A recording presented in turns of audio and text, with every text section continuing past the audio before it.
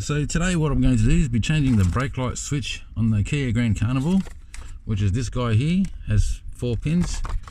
And the reason being is because there's an error code coming up on the diagnostics saying that the brake light switch is faulty. And even though the brake lights work, it's a double switch, meaning that 2 of those is for cruise control, 2 is for the brake lights.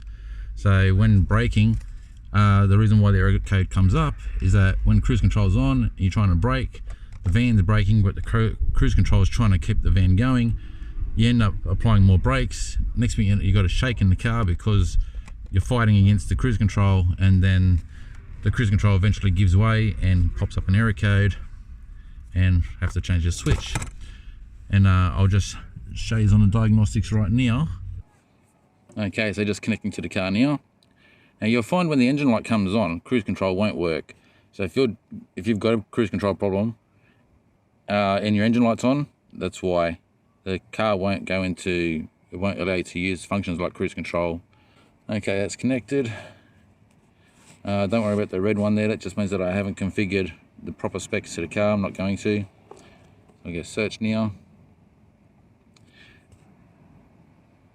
And there's 2 error codes there. You got the bottom one there is for the brake light switch.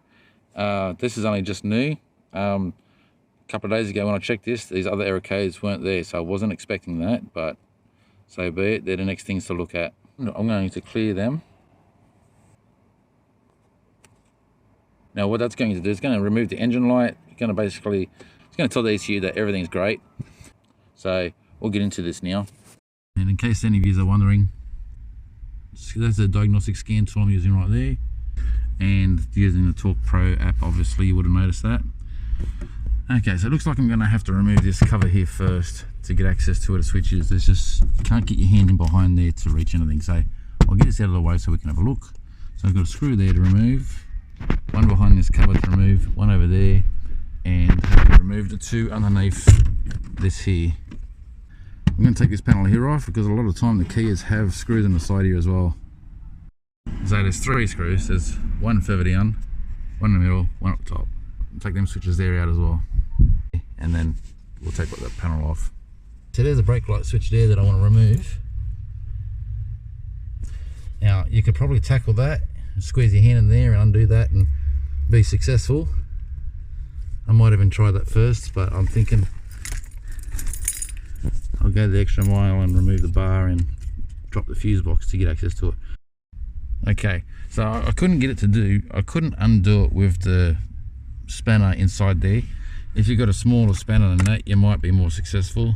So removing the fuse, I've removed the bottom clamp here, two 10mm bolts at the bottom, 2 10mm bolts on the sides to remove this bar here, 2 10mm bolts at the top, undo this connection there and this connection here, and this one here is a little bit more trickier. So if I can show you, see where it clips here.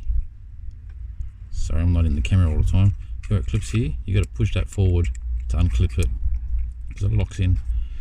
And that side too, the top one I'm not going to undo there, but I will disconnect the battery before I connect everything back up. Now that I've got it like that, I can turn this around.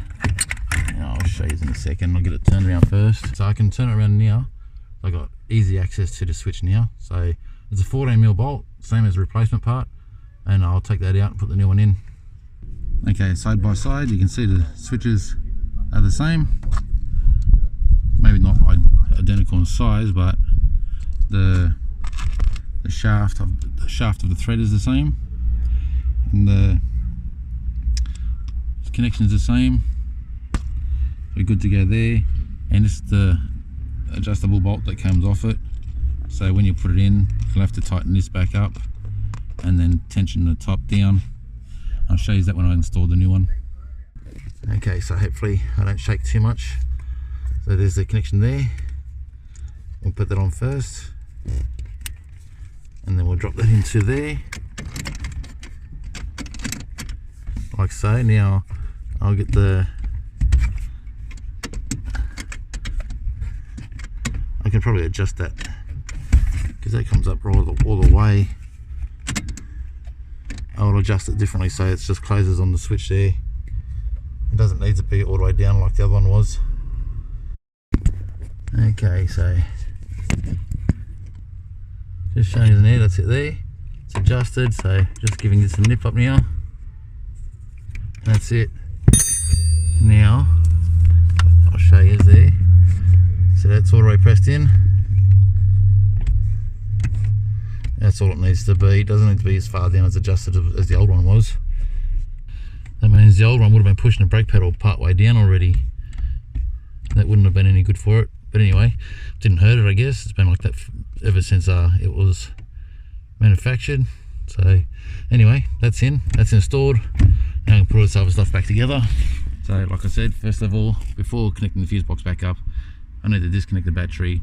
The head unit in this is aftermarket. So before you even do this, if you don't have an aftermarket head unit like that one there, or something like it, you're going to need to know the pin number to unlock it first, or otherwise you're going to end up down at the car yard and asking them if they can give you a code to unlock it. Disconnect the negative battery terminal. Now for those who don't know, you could clear the codes this way as well. Disconnect the battery, press the brake pedal once or twice, however many times you're going to need to do it once though, and wait 2 minutes, connect it back up, error codes are erased. Okay, so before I put these back in, I just want to show you 2 10mm of back up the top. Now these ones here, this switch here, connection, just do that and it pulls itself in. That's it, it's locked in. Top one as well, just bring that arm across and it pulls itself in. Done. Now I can connect the battery back up. Okay, well that's everything back together, all good and happy. The clips on this old switch here, the surrounding broke, all 4 of them. So just put a couple of screws in there. I was already broken anyway, so no big deal. That's going to hold it in place there. Yeah, that's it. So the brake light switches changed, error codes are erased, and now it's just a matter of driving it, see if the engine light comes back up with that other error code. Hopefully it doesn't, but if it does, then we'll tackle that one. Thanks for watching, appreciate you all. I'll catch you on the next one. Cheers.